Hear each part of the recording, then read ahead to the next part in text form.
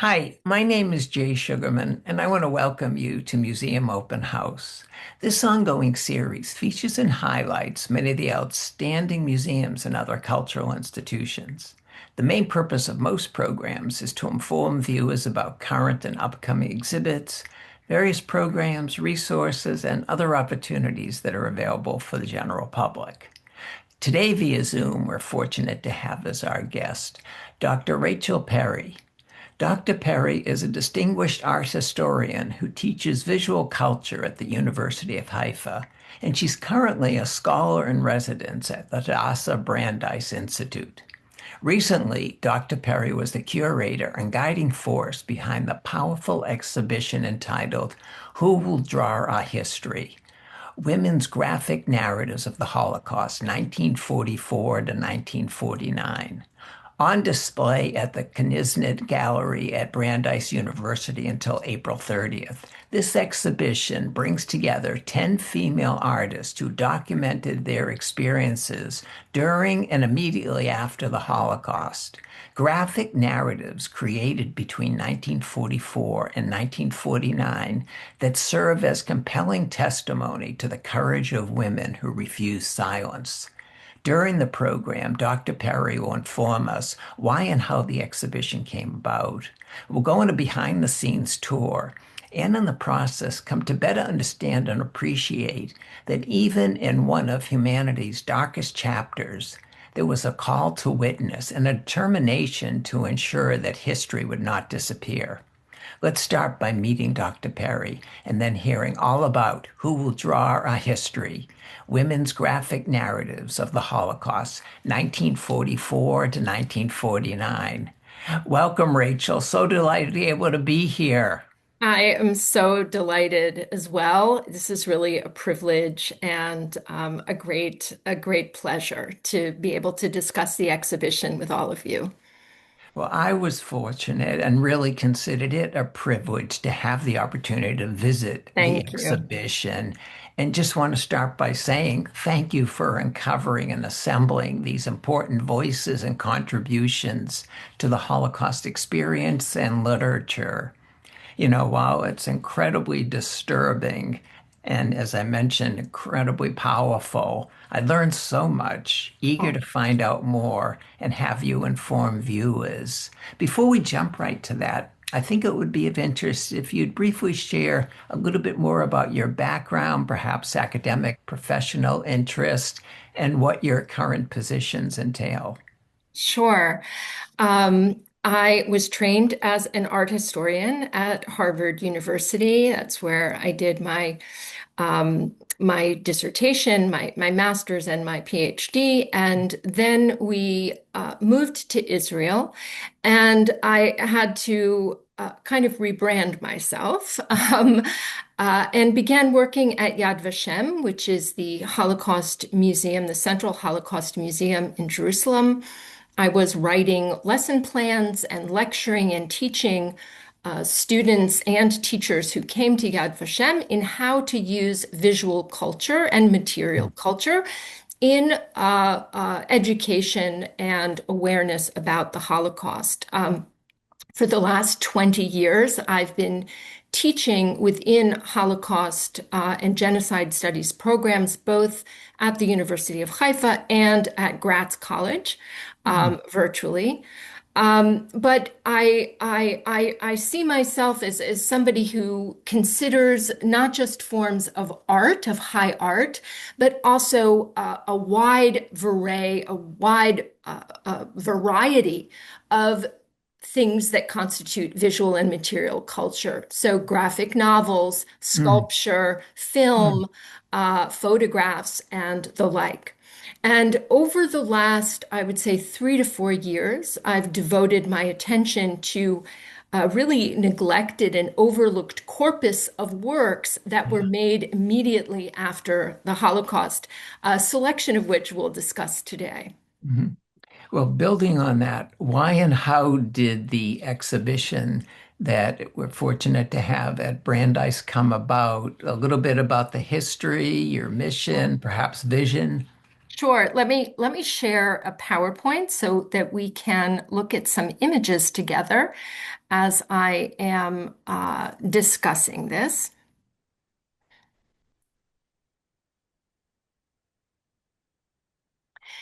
So what you're looking at here is a collection of albums. Some of them are scrapbooks, some are portfolios of prints, some are handmade albums, accordion fold albums, some are published illustrated books, Mm, pictorial diaries, even comic strips that were made by 10 Jewish women whom I call first responders, mm, who create these works immediately after their liberation, some of them days after their liberation from the camps. And this is an overlooked form or medium mm, that is a unique form of what I call testimonial visual storytelling. So these are not single works of art, but they are threaded in a sequence to tell a story. And this allowed these survivors to reconstruct a time that had been stolen from them, to remember communities and identities that had been erased, and to reclaim their own narratives of persecution. So, what you're looking at here are some of these works. And I think it's really important to say that these women didn't have access to cameras during mm, the Holocaust, be it in the ghettos or in the concentration or extermination camps. They didn't even have access to art materials, even a pencil or a scrap of mm, paper. And so, lacking this visual, this ability to record their experiences visually, they turned to this form to counter the perpetrator and the liberator images that were mm, flooding the public sphere, mm. to show what they witnessed and also what they endured, and to show their own histories, as the title of the exhibition is, to draw their own histories of the Holocaust. Um, all of these works were created in a very narrow period of time between 1944 and the rise of the Cold War and of the establishment of the State of Israel in 1948, 49. And they refer to them as books of memories.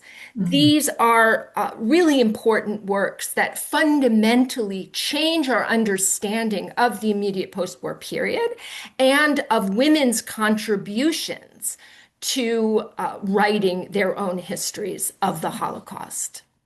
Building on that, what Yeah. myths or assumptions about the Holocaust survivors does this exhibition challenge?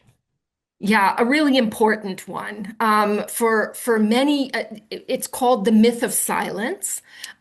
This is a an assumption, I think, that the Holocaust survivors um, didn't speak about their Holocaust experiences in the immediate aftermath. They were too busy rebuilding their lives, the return Hmm. to life. They were too, perhaps, too traumatized. And that the immediate post-war years are a period of what could be called collective amnesia, Mm. right? That survivors only began to really speak about their experiences after the Eichmann trial in 1961 and then into the present. So these 10 works, these 10 graphic narratives contradict that very baldly and explicitly.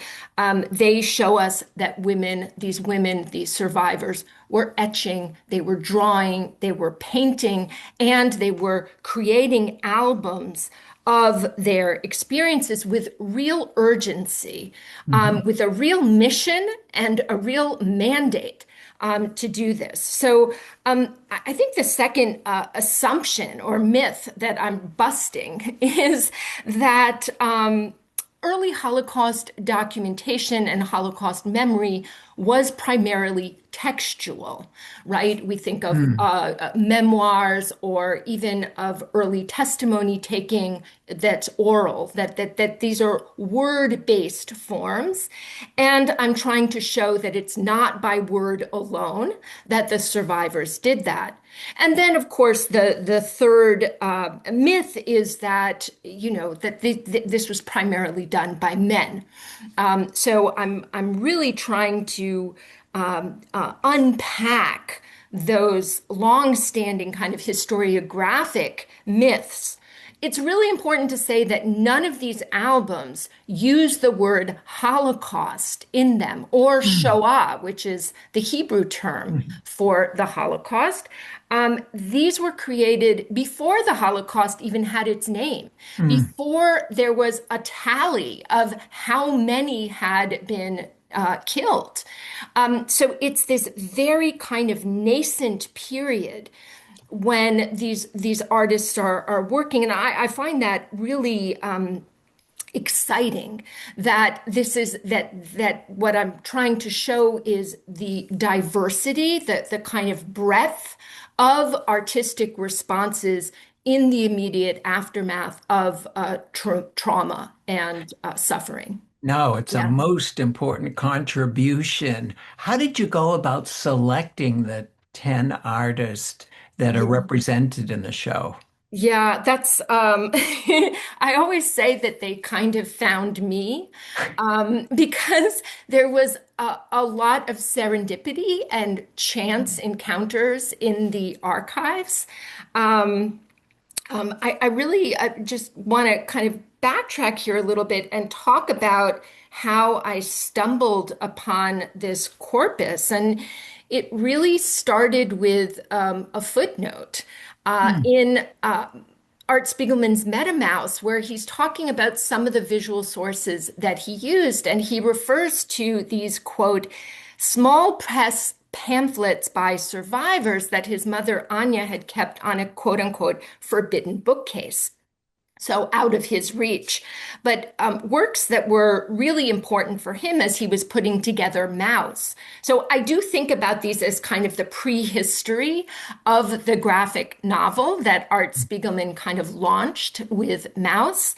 But that this idea really kind of struck me. What if, he had these albums? Why hadn't I heard about this? I've mm, been mm, teaching the visual history of the Holocaust for many, many years, for decades, and I really didn't have an idea that mhm, these works existed mm, until I went back to the archives and I began kind of poking around.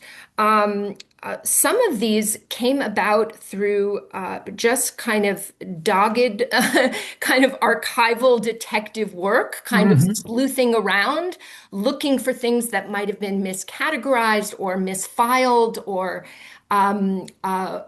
other times I reached out to the artists' next of kin or families, and they opened up their coffers, they opened up their basements and their attics, and I began to discover more and more works. But so the exhibition is surfacing some works that are well known, but have not been thought of as part of this form of visual storytelling.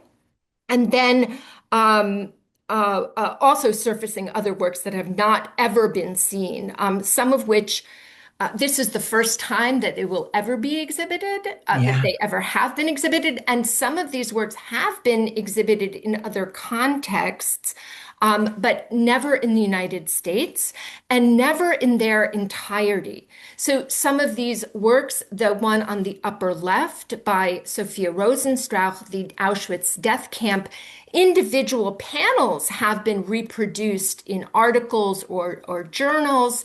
But the work itself has only been on display in Israel. Mm, And what I'm trying to do is to show these works as part of a larger whole, to think about them as a genre made in a specific period of time by women. And maybe what I'll do is just show you. This is how the exhibition opens. It opens with this lovely photograph Mm, by Helmar Lursky of one of the women in our exhibition, Leah Grundig, and we see her hands up close, and we see, the action of she's mid. Gesture. She's in the process of sketching. She's holding the stylus in her hand. She's pressing her fingers to the paper. And what is she drawing? She's drawing the face of an anguished woman with her mouth mm, agape, her eyes kind of frenzied. So these are works by women, about women, that are really a kind of unique focus.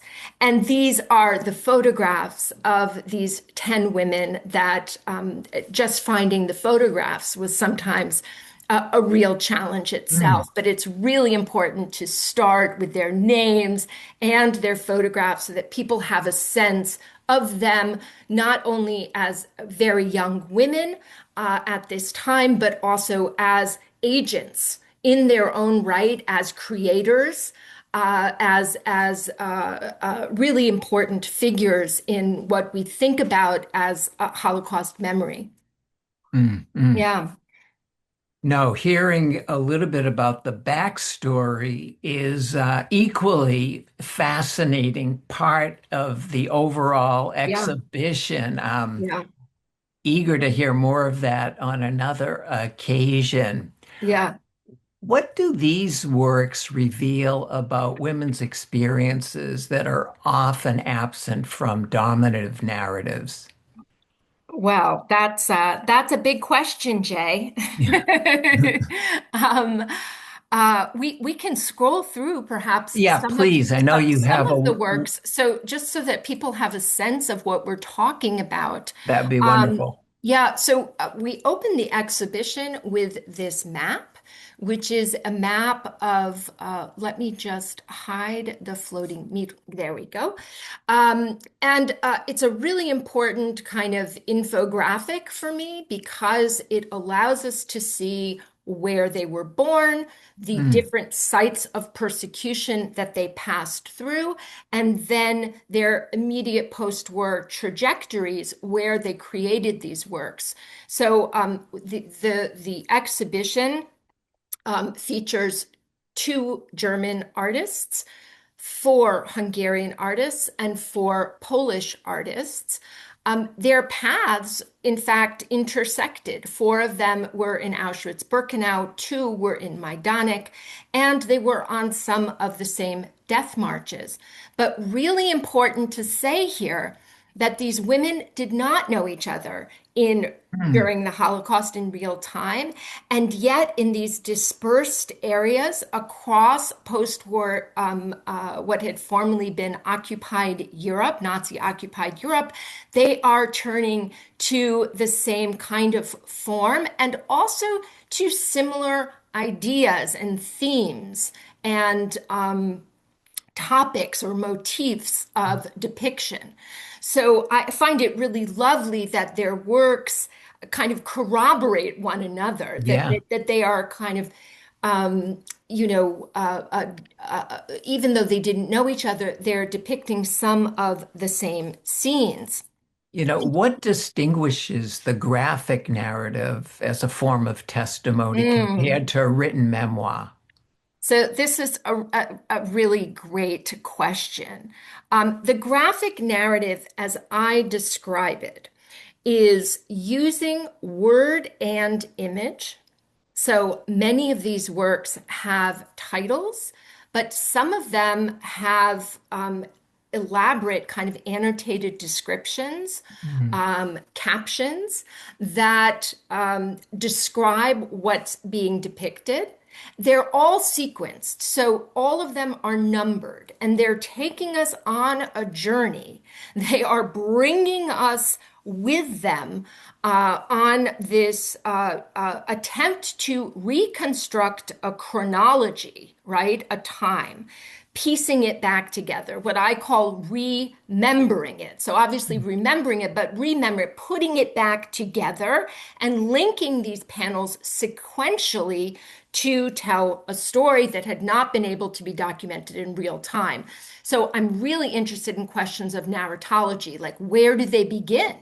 Where do they end? What are the key moments of kind of narrative suspense that they have? Um, they do something that a single work of art cannot do. And I think this is something that scholar Suzanne Keen calls narrative empathy. They Mm, are pulling you along on a kind of picture story that allows you to kind of to get immersed in it mm, and to be kind of transported. I think they knew, all of them, intuitively, that stories have the power to connect us, and that the graphic narrative is an ideal medium for telling difficult stories and allowing audiences to connect with them. This is something that has really emerged in the last 10, 15, 20 years, mm. where we have Holocaust museums now creating graphic narratives for their audiences. But I think these women kind of just knew that this was not only a good way to tell their stories, but to allow others to connect with them. And all of these works, very important to say, were either exhibited for large audiences after the war or were published and reproduced to enable a kind of a broad dissemination and circulation to larger audiences. So they were not only doing it for themselves, these are not private diaries. They were trying to get the word out, as it were, or get the image out to the outside world and to be contributions to knowledge. For those who haven't had the opportunity to visit the exhibition yet, we're fortunate that you've assembled a wonderful display of photographs from the exhibition. And Yeah. now would be a wonderful time to take us on a little behind the scenes tour, please. Absolutely. So what you'll see are different media, different forms that they're using, but also I think really different approaches. So I would ask all of the listeners and viewers to kind of think about the different styles that they used and the different approaches that they used. Some are documentary kind of reportage, like very clinical, very figurative. Some are turning to symbolism and allegory. Some are using just black and white kind of documentary approach, and some are using bright color. So very, very different approaches here. We begin the exhibition with Leah Grundig's In the Valley of Slaughter, Begay Haharega in Hebrew. This was an album that was published in 1944 during the war. Mm, Um, she had escaped Nazi Germany. Her husband had been imprisoned in Sachsenhausen, but she was able to get, well, the two of them were actually imprisoned in Gestapo prisons in Dresden for making anti-fascist art. mm, He is sent to Sachsenhausen, and she is able to get on an illegal immigration ship to Mandatory Palestine and is sent to an internment camp there by the British. When she gets out, she makes this work in 1943 and 44 about what is happening on the continent.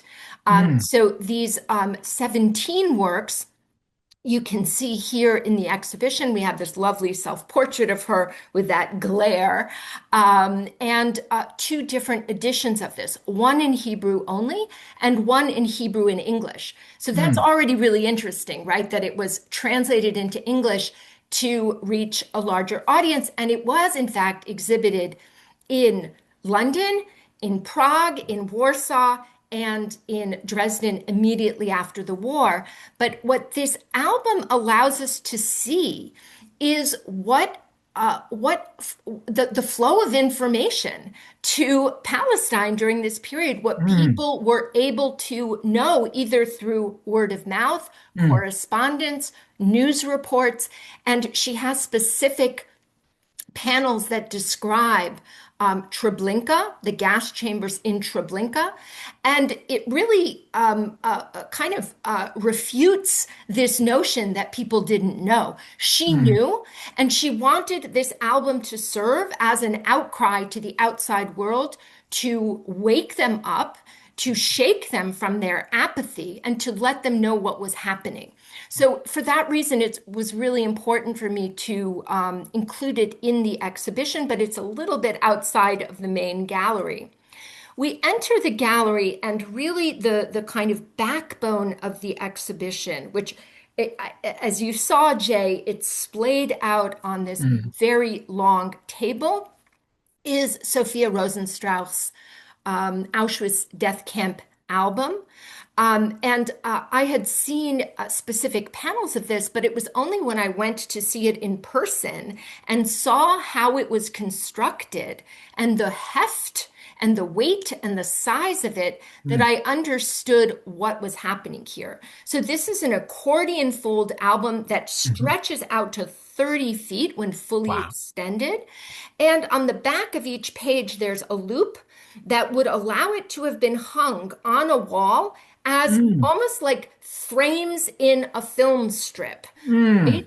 And so the viewers, and it was exhibited in Majdanek and I believe also in Auschwitz in 46 and 47, instead of a moving image, right? The film, it was the moving spectator that moved from panel mm, to panel to mm, see the elaboration or the progression from the first panel, which is to the camp, and you see a train zooming into the distance through the shaving of the women's hair, mm, the disrobing, being forced inside the barracks, being standing at a Appell or the roll call, the various forms of torture that women experienced in the camp, beatings, and so on.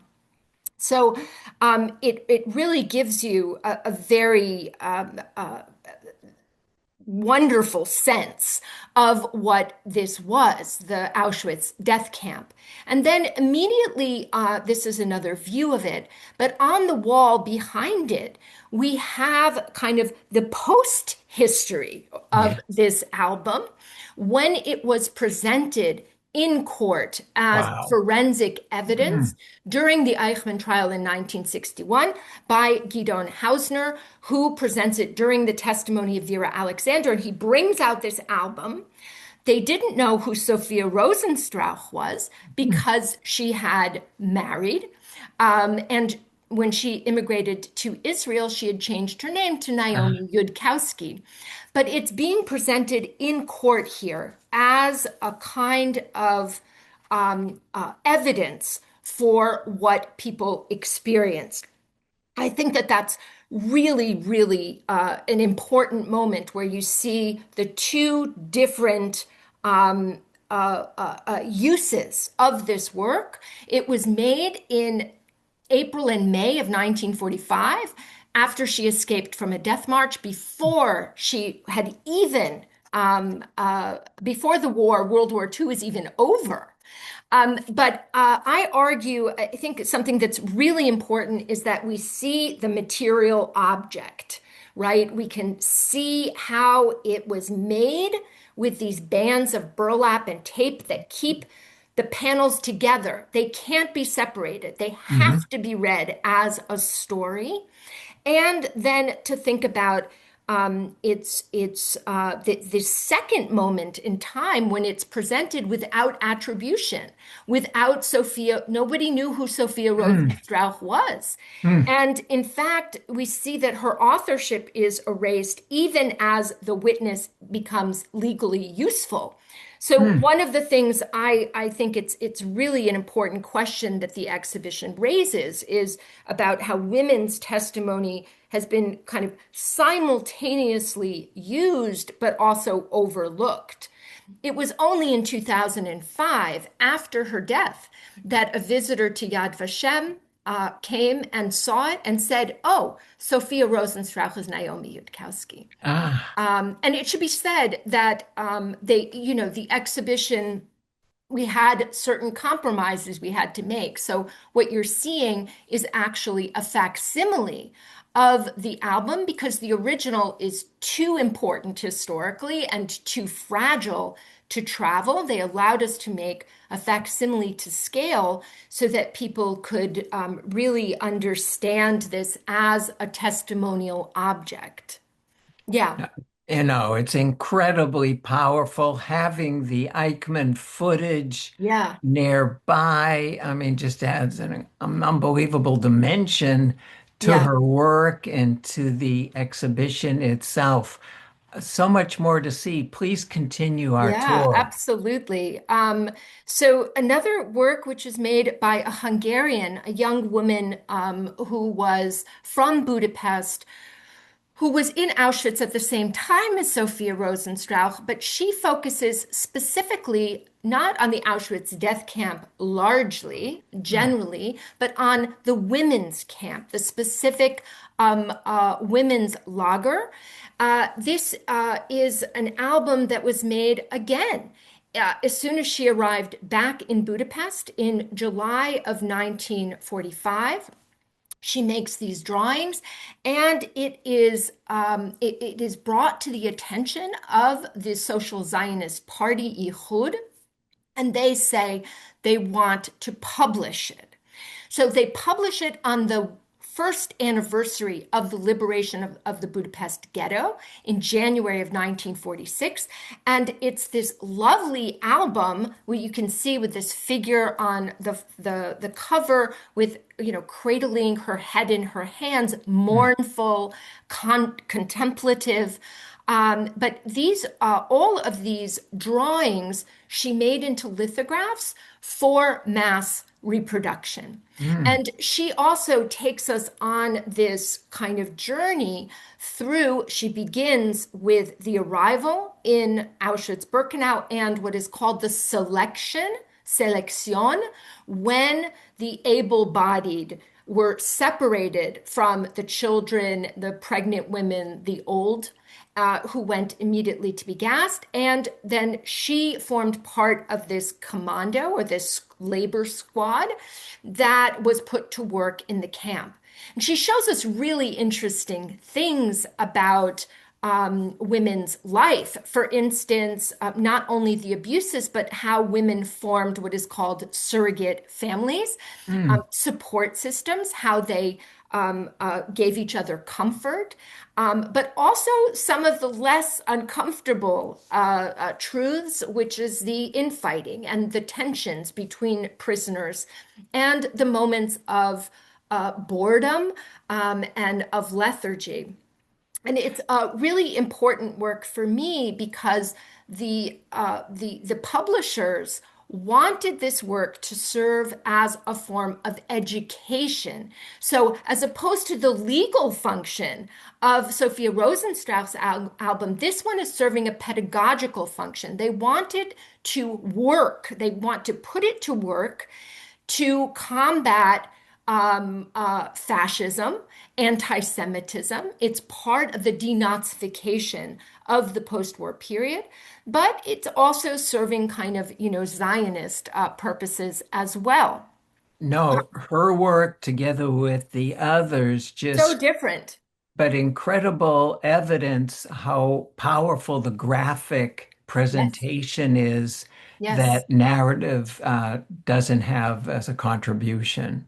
Yeah, and I think we see something very interesting here as well, which is that there's almost something cinematic about it. She has these kind of bird's eye, kind of panoramic presentations from above, and then she does these close-ups where she brings you really close to a pot of soup or hands Mm. fighting for a potato or things like that, and she's kind of shuttling back and forth. The next artist, and this is how it looks in the gallery, to the left is another Hungarian artist named Edith Bankish. She was a trained sculptor. So many of these artists were trained. Sophia Rosenstrauch was trained as an architect. Mm. And in fact, she worked as an architect making blueprints for the Nazis in Auschwitz-Birkenau, blueprints of the camp itself. Edith Bankish was actually a sculptor, but what she makes is not a classical sculpture. Instead, she draws something that is very almost exaggerated, caricatural, and brightly colored. So Mm. we're looking at the only two remaining panels from a series that she created in July of 1945 after she comes back from Ravensbrück, which was a women's concentration camp. She had worked there for the Daimler-Benz corporation, making engines for fighter jets. So Wow. she was in a different position. She wasn't in the extermination camp Mm. proper, but she makes these 30 gouache, of which only two survive. And it's so important for me that people understand not only what the albums that we see, but how fragmented the archive is and what is still missing. I'm still in hopes that I will discover it by some stroke of luck in some back room or something like that. But this work was exhibited in September 1945, and I will just show you what remains of the Mm. series is her reconstruction of it after the first series is lost. She Mm. remakes it in the Ah. 1950s. And she's playing with color. She's going from black and white to color. And this entire series, it ends over here. Actually, there was even an album that she made in the camp in Ravensbrück, a 12-panel work called Camp Life in Pictures. And that was destroyed by a Nazi guard. She's not deterred. She comes back to Budapest. She remakes it. That is lost, and she's still not deterred. She remakes it again in 1950. So we see this, the urgency, the imperative to have this work exist and to remake it at these different periods in time. The sense of responsibility. Absolutely. I find that incredibly moving and a real, I mean, it gives you kind of goosebumps just thinking about what it took for her to do that in extremis in the camp, and then the charge, the call Yeah. to duty after the war. And this is really just a spectacular series. Another Oh. work which is very different. So we've seen watercolors with fine ink drawings in Rosenstrauch. We've seen ink, just ink, pen and ink. With Lukács, we've seen brightly colored gouache, kind of Mm. thick paint, opaque. And with Regina Lichter, we see etchings. So she makes this album, which I found at Yad Vashem, and they knew nothing about the artist. Mm. I had to, she didn't have children. I had to kind of track down the descendants of her partner in an Adriatic town in Ancona in Italy, where she moved after the war. This was made 10 months after her liberation from Neustadt Glev. She had been in the Krakow ghetto, in Plaszow, which is where Schindler's List takes place, and then in Auschwitz-Birkenau, and sent on a death march with these other women.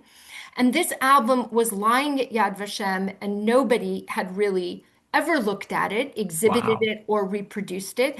But the cover is absolutely spectacular. You can see that it was handmade. The death, the skull at the intersection of the swastika and the dates. She makes this work by juxtaposing, interweaving these pages of typewritten text in English, again, Mm. with etchings that she makes, and she dedicates it to the sacred memory of my dearest parents. You can see here somebody leafing through a facsimile of the album and looking at the different etchings. We know something really important about the medium. We know that she was working in an institution, probably in an art school, where she had access to a press, where she had access to kind of printmaking techniques. And in fact, that's what happened. She goes back to Poland after the war to Krakow. Nobody from her family has survived. Mm. And she decides she's going to go to Italy because she had a dream to be an artist. And it's thanks to various organizations like UNRWA and the JDC that she begins to learn painting and drawing and printmaking. And these are the 9 panels in this work. And then I found another 4 of them, 5 of them at YIVO when I was doing another project.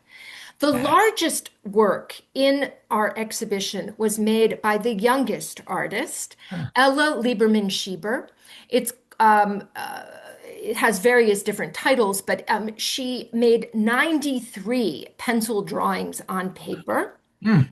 of which we were only able to, and you can see on the left wall there, bring over 10 of them from the Ghetto Fighters House in Israel.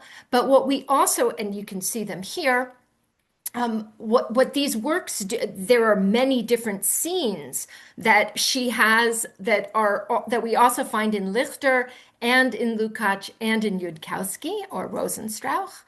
But what's really interesting is that she didn't have institutional support like Ihud Party to Mm. publish her book. This book was only assembled in 1960 when a German pastor visited Israel and he had established a charity for Holocaust survivors. Reconciliation, collective German guilt, I don't know. Mm. But he used these albums that he put together with her recordings as text to raise funds for Holocaust survivors in Ah, Israel. wow. Mm. And you can see how it's really kind of, it was probably like a grassroots kind of project where they just took reproductions and glued them into these albums. There are only 4 of these albums in the world catalog today, of which I own one because the foundation just gifted me one. Oh, fabulous. Another thing that was gifted to me was Elsbetta Nadel's From the Black Album. And this is a work that has never been seen before. I found it in her son's basement in Israel. And he said, Here, please take it, exhibit it, let the world know. Mm. I had the sense that, he was just delighted that somebody finally knocked Yeah. on his door. But this was an album. She had been in the Lviv ghetto and escaped thanks to a righteous among the nations, a former art student friend of hers, non-Jewish, Polish, who got her Aryan papers, false papers, and she lived outside the Warsaw Ghetto until the end of the war. And then she made her way to Prague, where she made this album, which is physically the largest album in the collection. And I'm so immensely thankful to the Sons for donating it to us. Um, Sure. and then the last 2 works that I introduced, but they're a little bit of an anomaly. Zsuzsa Morennyi, also from Budapest, her diary with drawings. She put a little notebook in her pocket the day she was deported from Budapest and took it with her to Bergen-Belsen. She was in the special camp for exchange Jews that were going to be traded for German prisoners of war. And she kept it with her and she through to her liberation. And you can see that she's using this kind of comic book presentation. And the other album is by Maria Turan Hacker, which was made in Dachau. The drawings were made in Dachau. And then she assembles it after the war when she gets back to Budapest in this lovely what was a photo album, which is called Metamorphosis, that she collected. So, yeah, that's a lot. That's a mouthful. But there are really important differences, but also really important, similarities between these works. No, it's incredible to see these images, but really helpful, so informative for the commentary, the backdrop to how they were acquired, Yeah, and to them as individuals and as artists. yeah, Rachel, I know you've spoken about feeling deeply connected to these women as a Jewish woman yeah, yourself. yeah. How has this project affected you personally? Um, that is a very hard question to answer succinctly. I'll do my best. But, finding these works in the archive and spending months looking at them very closely, analyzing them, thinking about them, researching their makers and their life stories, and also the reception of these works really kind of pulled me along on this emotional journey from the excitement of discovery to the frustrations of what could not be found. There are so many gaps in my knowledge and my understanding, and also, added to this is the shock, really, of looking at the pain of others, and lastly, the deep sense of gratitude that I have for their artistic labor. I mean, throughout, I have been and I continue to be really astounded by their obligation to try and share their memories and make them accessible to another audience, either in their own time, but also coming down to us today over time. Mm. So, as a Jewish woman, I mean, I will say that these women did everything in their power not to have their stories be erased. Mhm. And I feel like that really changed me. The sense that I have to kind of carry on their message and share that with others. And I hope that that's what the exhibition does. I hope people come away with a new understanding about what the Holocaust was. Mhm. Yeah, absolutely. You mentioned shock related to that, and I think you were touching on it. What ethical responsibilities come with curating art born from trauma? This is something I talk a lot about with my students, which is the ethics of looking. And what does that mean? We don't want to re-victimize the victims. We want to be responsible lookers. For me, the goal is not to use suffering as spectacle.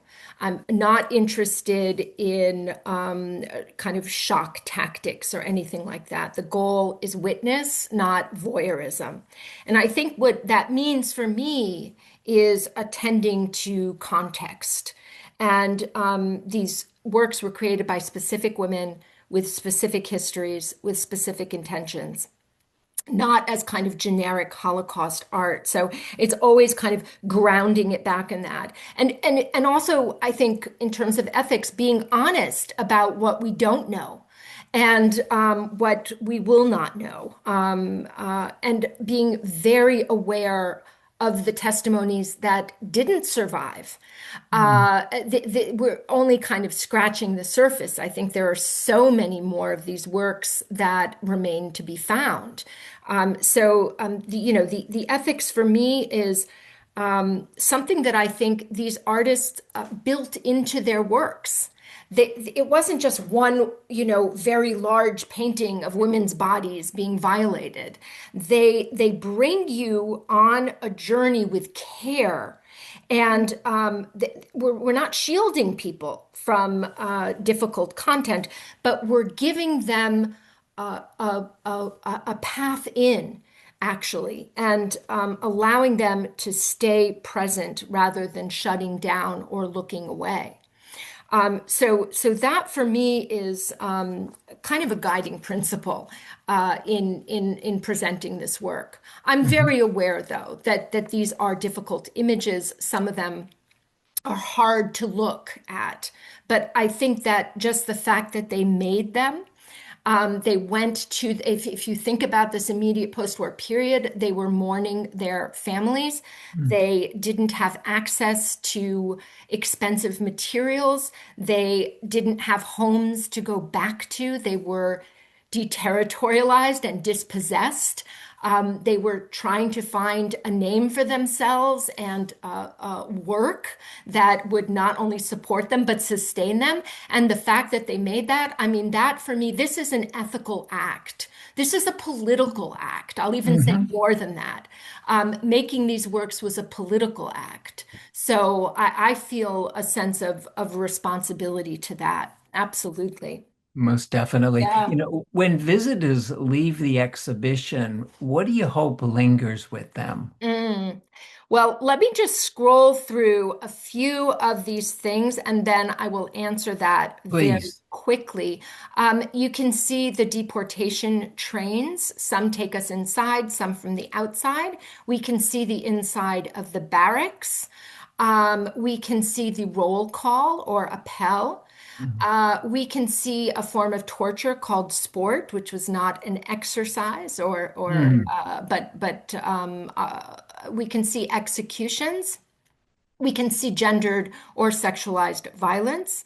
We can see the separation of mothers from their children and of maternal loss, which is a theme that reoccurs. You asked earlier about how these are specifically made by women. What kind of tropes do we find coming back again and again? We see breakdown in victim communities. Mm. We see barbed wire, we see evacuations. All of these things are, I would like visitors to come away with the diversity of approaches, but also the way in which these works are, they build on one another. They are evidence. Mm. And I think really, what you see in the exhibition, this is Sophia Rosenstrauch's Auschwitz death camp, and this is another image of Lichter's 1939 to 1945, and these are the two iterations of Edith Bankish's Mm. deportation album. And this is, I've had many, many classes come through the exhibition. We're looking at Lukács here. Um, what I want people to leave the exhibition with is maybe two survival stories. The exhibition shows works that survived against all odds. The first survival story is the survival of these women, of these 10 women who endured ghettos and concentration camps and death marches and managed not only to survive, but to create these powerful graphic narratives in this immediate post-war period.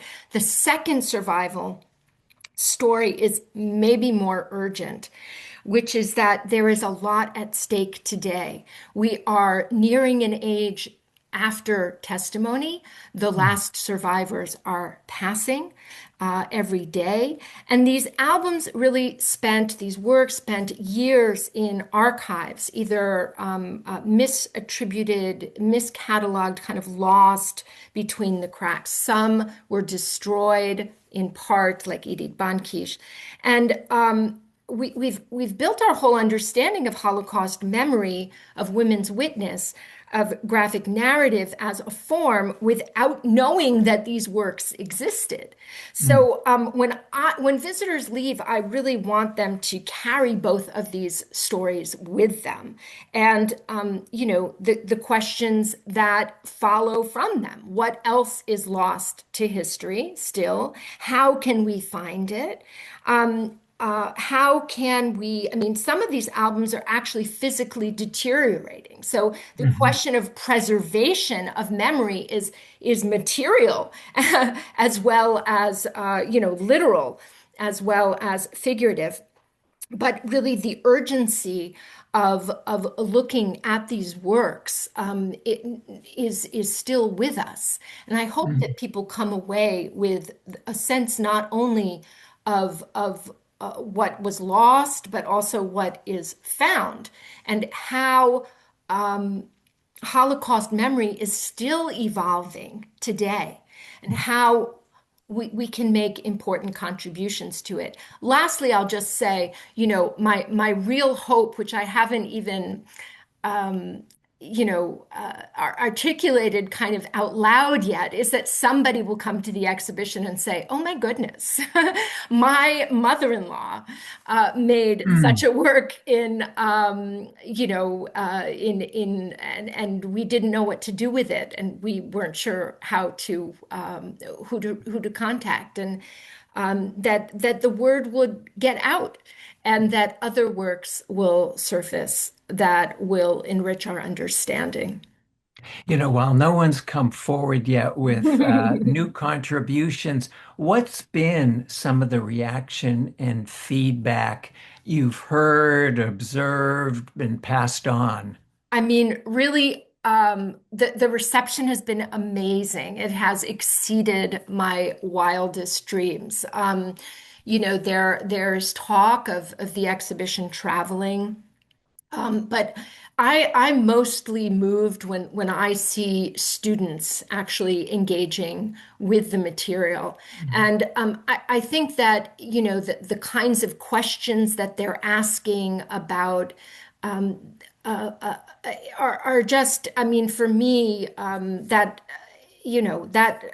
my job is done if the exhibition kind of raises questions for people, which I think it has, in terms of gendered testimony, in Mhm. terms of visual testimony, the importance of art, in terms of countering simplification, kind of these things that we throw around. Um, and to think about not just victimhood, but agency.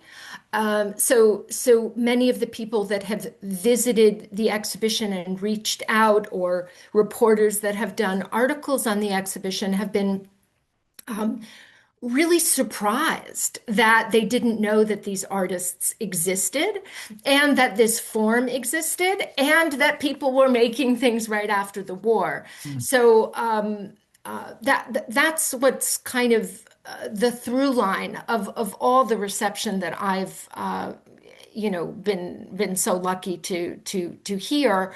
Um, I don't know. I don't know how to answer that question. In terms of the reception, because it's so varied, and it depends on what people bring with them to the exhibition in Mm. terms of knowledge, but also in terms of their worldviews. I'm sure that people can make parallels between these works and more contemporary abuses against women's bodies, or against marginalized or vulnerable populations. But I leave that to the viewer to make those kinds of connections. I don't do that for them. My job as an art historian and as a curator is to present the material in a way that inspires them to ask questions. Mm. So Well, thank you for your questions. as I began, I just want to end by saying thank you again Oh, my for pleasure. today's presentation, commentary, sharing the images, and for all the discovery work that you put into uncovering this genre of literature. Such an important contribution, finding out about these women, these artists. It's just mind-boggling and just Oh, adds such an important layer to understanding the Holocaust and what people survived through, and just their sense of responsibility is just absolutely. striking. Striking. That's a very good adjective. Well, again, congratulations, Thank continued you. success with future endeavors, Thank you Rachel. so much. Thank you. It was really lovely talking with you today. Also want to thank those of you watching for joining us and hope you'll be able to tune in next time.